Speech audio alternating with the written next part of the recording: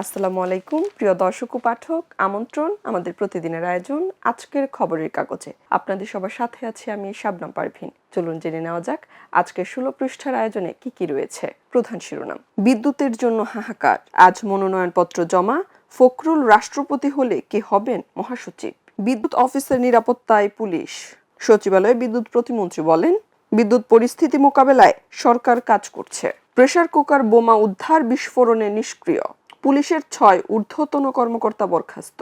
সিলেটে ব্যবসায়ী দম্পতি সহ 3 খুন, রাজস্ব পরিশোধ করতে পারছেন না অনেকে।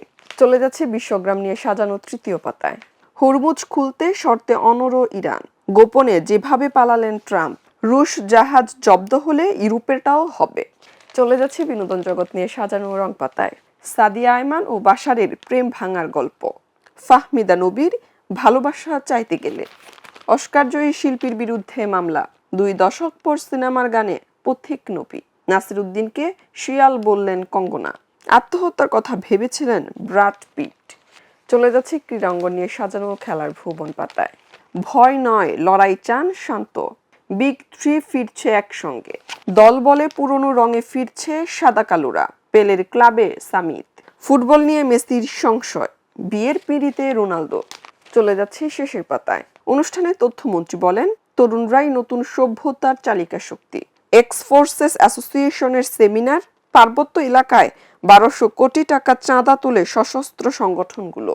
সম্মেলনে মাহদি আমিন বলেন, 16 বছরের সমস্যা 5-6 মাসে শতভাগ সমাধান সম্ভব নয়। বাংলাদেশে কর্মী নিয়োগে আগ্রহ থাইল্যান্ডের। ঢামেক হাসপাতালে কিশোরীর মরদেহ ফেলে পালালেন 2 ব্যক্তি। শীর্ষ সন্ত্রাসী ডেভিড ইমন 5 দিনের রিমান্ডে। বরিশাল আদালত চত্বরে বিস্ফোরণ। প্রিয় দর্শক ও পাঠক, এই ছিল আমাদের আজকের আয়োজনে। পরবর্তী আয়োজন দেখার আমন্ত্রণ জানিয়ে এখানেই বিদায় নিচ্ছি। খবরের কাগজ, নিখাত, নির্ভীক, নিরপেক্ষ।